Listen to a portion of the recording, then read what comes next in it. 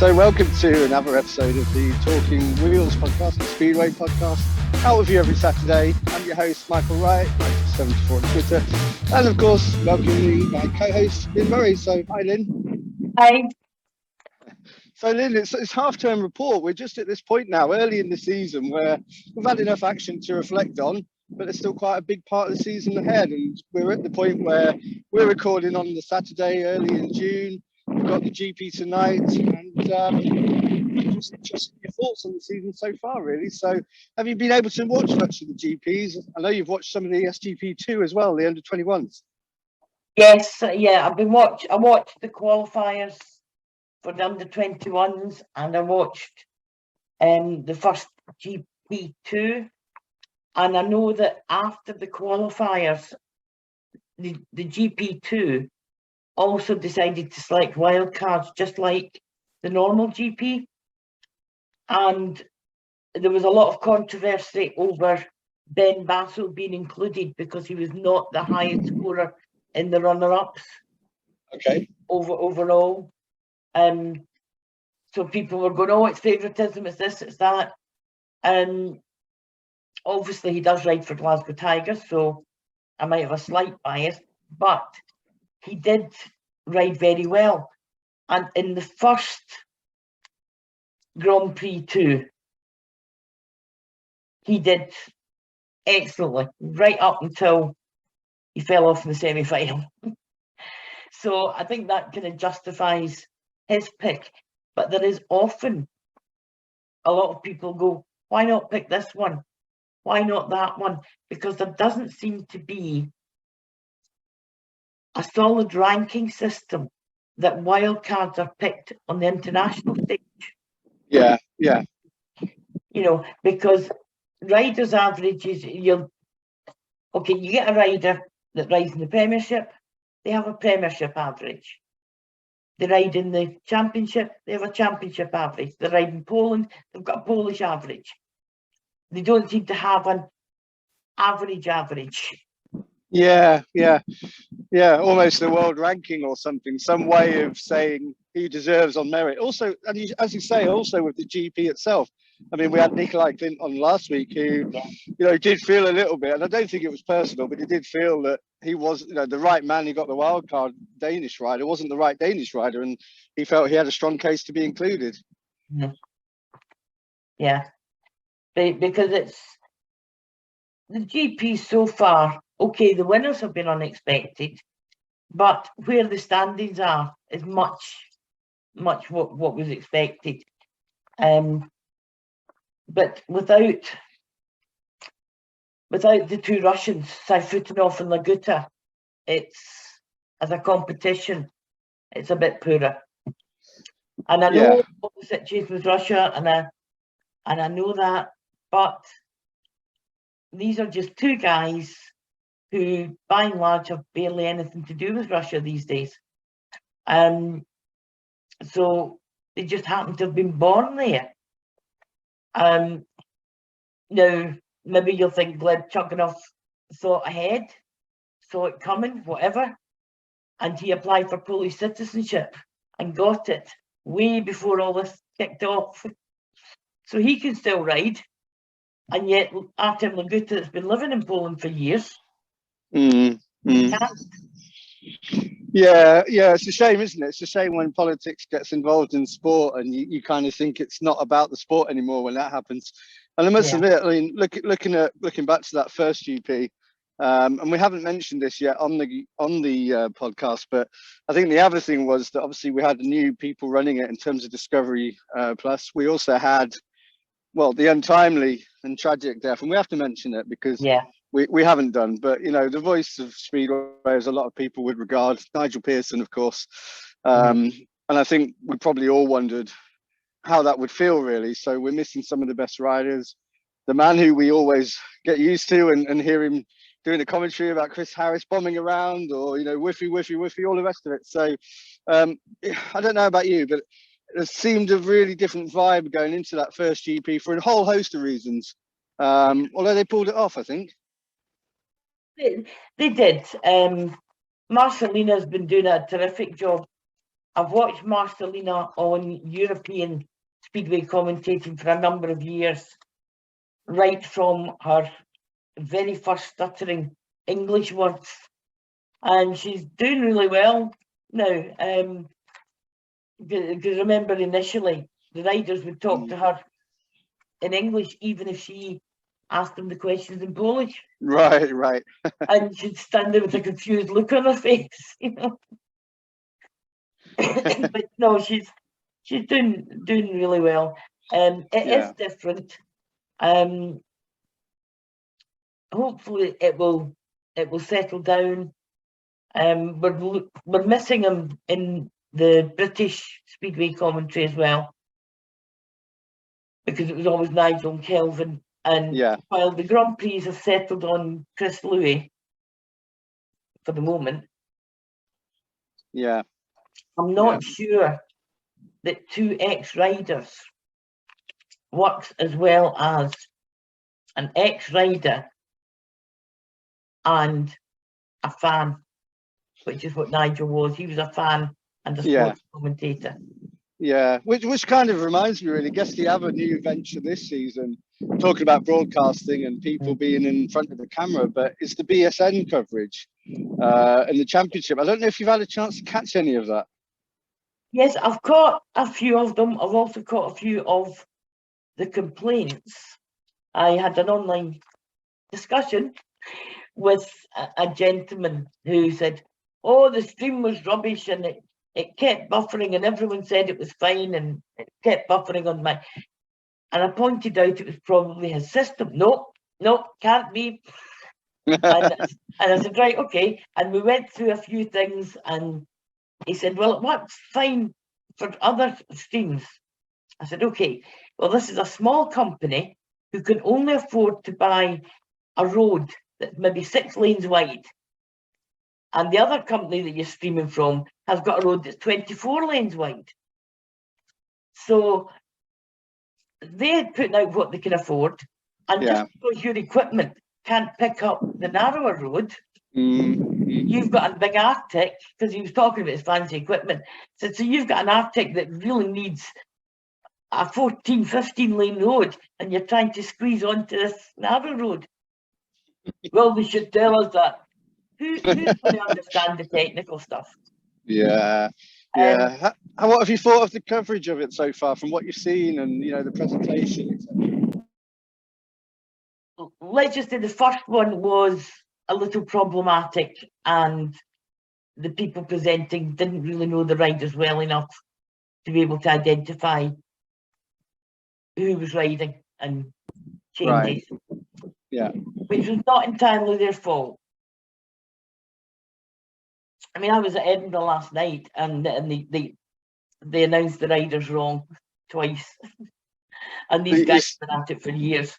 Well, you do see it even. I mean, we talk about BSN, but you do see it on Sky. Well, Eurosport, Sky Sports. You see it on Eurosport. They quite often put on the wrong graphic at the end of races, and even during the race, the order is wrong. So even the bigwigs with all the money do it. So it's very hard, isn't it? I think it is, because I watched the Speedway the other night, and Smarslick was listed all night, and he wasn't there. He's so good, he doesn't need to turn up to still be there. That's incredible. Yeah, well, apparently he scored a shed load of points. Oh dear.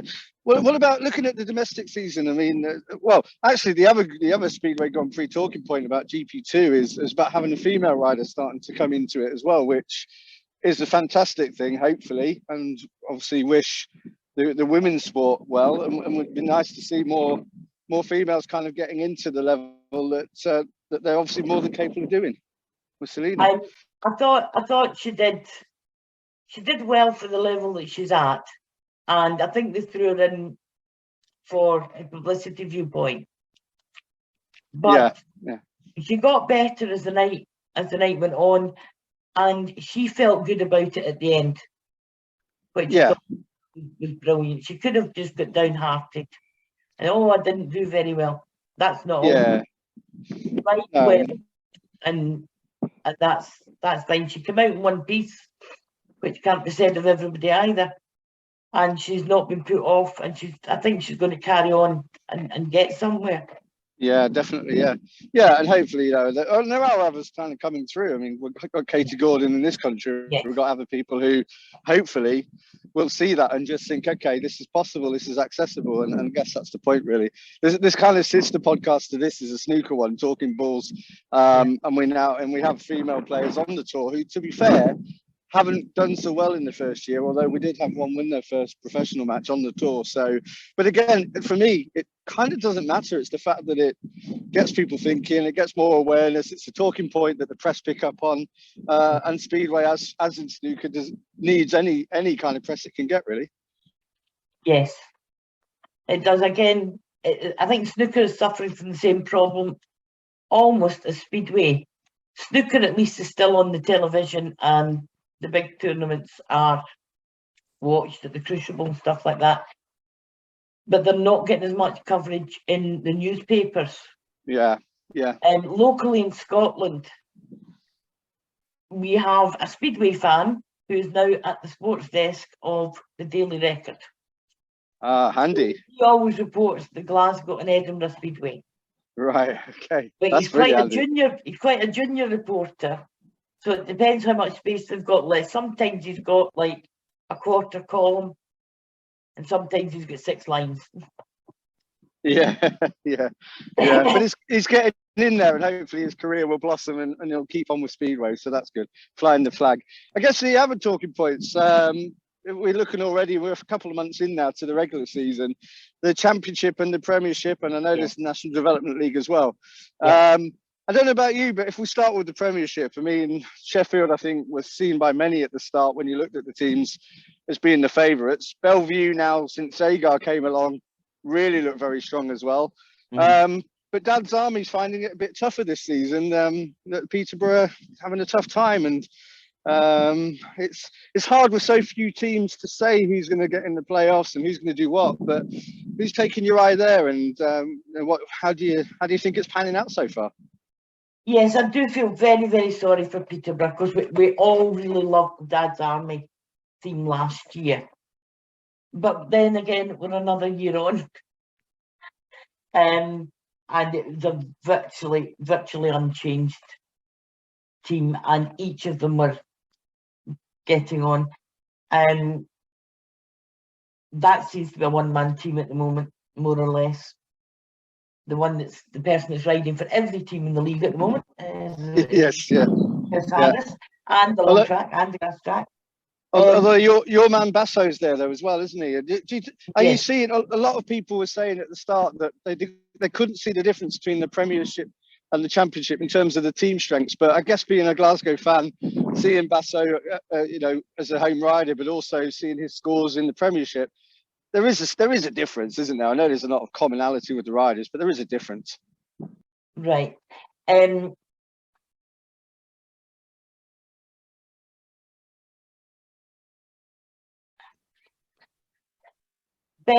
Basso and Ulrich make quite a good partnership at Glasgow, or they really did at the start of the season. They were unbeatable. But I think fatigue's starting to set in. In the Premiership, I think Basso's finding it just that bit more difficult, as is Ulrich, because the competition's obviously at a higher level. And Ben just attacks everything the same way, regardless of what level it is. He just gets on his bike, gets out there, and goes for it.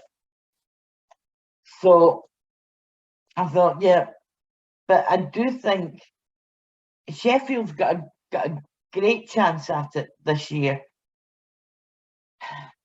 Soft spot for Bellevue, maybe. But I would like to see a bit more competition in the Premiership, because I don't know, that it's not like, maybe I'm biased because I watch Championship more often, but in the Championship there's a lot more. I mean, I think it's suffering from only 6 teams in the Premiership. I think that's what it's suffering from. But in the Championship, it's anybody's game. Maybe apart from Birmingham and Newcastle. So in the Premiership, you would say, you know, Peterborough's out of the running for playoff place. But in the Championship, it's anybody's guess. Yeah. Does that make it fun? I guess, you know, you as a fan, I guess, you know, you're having competitive meetings in most of the ones that you're seeing. Yeah. You obviously had Poole up the other week. Sounds like a good match. Yes. Very, very, very, very challenging. And it must be disheartening for the people that are riding in the Premiership and riding in the Championship. If they don't do well in the Premiership, they're coming into the Championship meeting feeling that like they're useless, and it's a mindset. Yeah. You know, and it's all very well to say. I mean, I could pick on Ulrich. I don't want to pick on Ulrich, because he's a lovely man, but he's got a higher average in the Championship than in the Premiership. Where's his Premiership average? I've lost it. Yeah, he's really not doing well. He's down at second bottom at Peterborough. Only Jordan Palin is apparently scoring worse than he is. Yeah. Part of it is his back. He'll tell you it's not hurting, but it does. And part of it is he hasn't got this set up quite right, and he's not happy with it. But I'd like to see him at least see out the season without further injury. Yeah. He's had some bad injuries, hasn't he? Yeah. So sorry, go on. Development. I've been watching the youth speedway. Rather than the development league. Yeah. I used to watch the development league a lot, because we lived in Leeds. So I used to watch the Bellevue Colts. Nick across the Pennines. Don't really go so much at the moment, but the young, the youth championships, they've got that much more organised now. And I went to two meetings, one at Edinburgh and one at Glasgow last weekend. And my father's view of, he liked to go and support the youngsters coming up, but he said there's always like one or two, and the rest of them are just there to make up numbers. Right. But at the moment, it seems that the competition is really quite close. Oh, cool. They're getting up to the 250, 500 cc's. And I would like to see that a lot more supported. It's getting more professional, in making sure that the boys they're all out on time, they're going the 2-minute rule. Yeah. They can't break the tapes, they can't have a rolling start. They've also done away with the rule for the larger bikes. It used to be that you weren't really allowed to overtake on the inside because it was too dangerous. They have to learn how to do it safely. Okay. So they're allowed to do it in competition if they can do it. Cool. Is there any of the names that stood out to you when you were watching that you're keeping an eye on? Yes, Luke Henderson. And of course you've got the Piper boys, and it is Piper and Steam Piper, and what was the other one? Sam McGurk. Oh yeah. And they were really given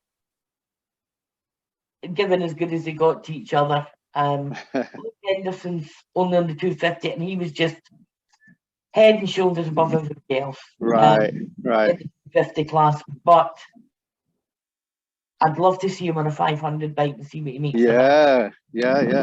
Well, that's the exciting thing, isn't it? We always talk about British Speedway and about the state of it, but good to see the youngsters coming through and hopefully just enjoying the racing and getting good and getting competitive so that they can make that step up when the time's right.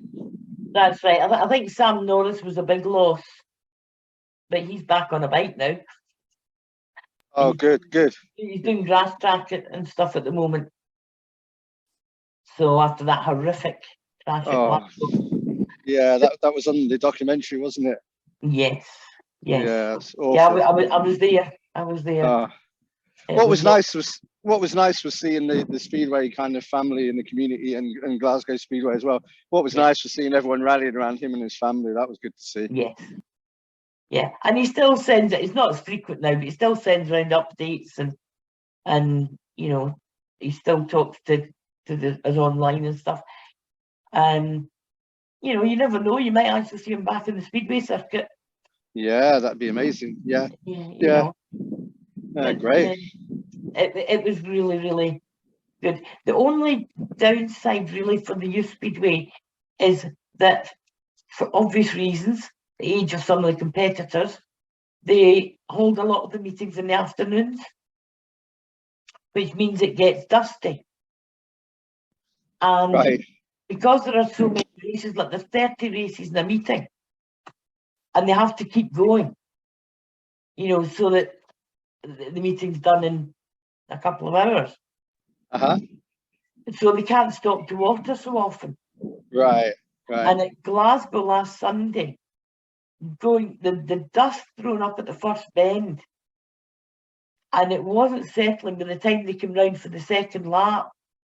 You were counting the riders in and counting them out, the dust cloud at the other end. And there was one race where you went 1, 2, 3, 4, 1, 2, 3, 3. Hit the red light on.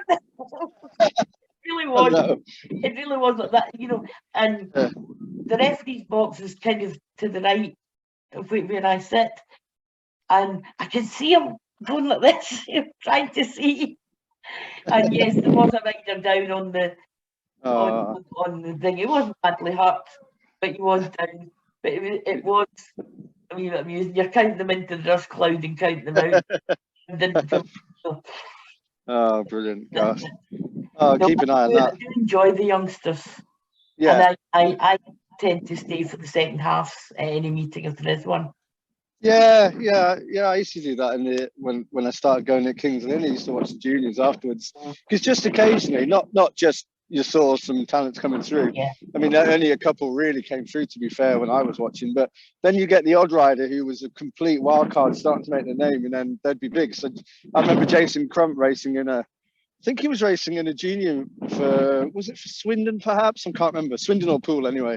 But he was racing in the juniors at Kings Lynn, and he only took the attention because everyone knew his dad. Yes. But of course, look what he did. So, yeah. But also, it's quite an honest race. It's quite honest racing, isn't it? It's quite kind of, you can tell that they all love the sport. They're all trying to get their way. And a few of them, now I'm watching their kids. So we hope to have one of them on here at some point. And Connor Mountain, I used to watch his dad, Andy Mountain, at Kings Lynn. So it's quite interesting when you just see them develop. But as you say, it's just great to see them get the chance to race competitive action, and hopefully that augurs well for the future for Speedway and in Britain. Yes, because obviously the family, the local family to here is the Pipers, because Teal Pipers racing for Berwick Bandits, Ace is riding for the Berwick Bandits National League team, and Steen is riding for the juniors. Yeah, that's great, isn't it? That's really great. And his daughter is thinking about it. So if we ever get Theo on and you ask, would you let your kids go in Speedway? He's already answered it, isn't he, really? Well, I did speak to him on a different forum, and I said, obviously I can't ask you that. I said, but what about your daughter? And he said, well, it might surprise you to know that she now fits into Steen's Kevlars and has now asked for a bike. Oh, fantastic. That's great. I think that's really great. Yeah. That's cool. Well, look, Lynne, we're going to wrap up in a minute, but what I'm going to push you for, given that we started with the Grand Prix, we've got Grand Prix tonight. I'm going to push you for your prediction as to who's going to win, and I'm going to say what I think as well. Oh, I've forgotten where it is tonight. It's not on tonight. Teterow, where it is, because I'm off to Glasgow tonight. That's the important. Yeah, of course. Yeah, that's the priority. That's the one we'll be watching. Yeah. No, I'm recording it. You know, my dad and I sit and analyse it. So where is it this week? Well, it's in Teterow. I don't know how you say it. Teterow? Yes. I mean, So it's not going to be somewhere where everybody knows intimately, I don't think. No, it's not. I think actually Dan Bewley will hold his own there. He did really well last week in Prague. Yeah. And as long as his bike doesn't fall apart. Yeah, that was a new one. Yeah. It's a headstock bolt shearing. Yeah. And often it can happen as you over tighten it. So I think Dan might be a bit of a surprise to people. Bartosz will do fine, but I think Mikkel Mikkelsen and Vasilik will also come up a bit. I'd like to see Anders Thompson doing something. Yeah. I mean, my favourite speedway rider kind of the moment. Charlie Monk was my big hero growing up. Magic Janoski's my hero. It's actually his eyes that I like. But, okay. I'm going to press you for one name though, Lynne. I'm going to press you for one name. Who's your prediction?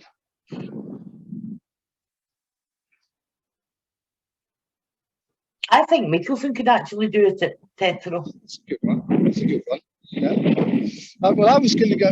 The obvious one for me is Smarsly because he hasn't kind of really ripped it up in the finals in the last few Grand Prix. He's not even got to it sometimes, but he's the obvious one. But I've just got a feeling Jason Doyle. Actually, I'm going to go Jason Doyle. Okay, yeah, that's a fair shout because he's actually done a whole Grand Prix this season without being Jason Doyle warning. Yeah. Good one. Yeah, my dad and I commented on it and going, that's unusual. I haven't got a W beside his name. Yeah, I don't know. All of it. I mean, we're not going to get into it. We haven't got time. But all of this about rolling starts and being warned at the tapes. I think. Do you know what? I think. Don't worry about it. If they don't hit the tapes, you might get caught out because you're rolling. You might just miss it. So I don't know why they don't just say, look, as long as you don't touch the tapes, you do it. I know that's not the problem. That's how it used to be, and I'm pretty sure Ivan Major would not have won as many titles if he'd had to sit still. Exactly. Rolling start was his speciality. Yeah, absolutely. So, well, let's look in with interest. So this was our half-term report. We had a chance to look at all different aspects of Speedway for the season so far, and we're going to bring you some more catch-ups and chats over the coming weeks. And if you're on our Facebook group, you'll get a sneak preview. We'll tell you ahead of time who's coming on. So look out for that. But thanks everyone for watching and listening, and thanks Lynne for joining me again today. And good luck tonight with the Tigers. Yep. We'll need it. Thank you. See you soon.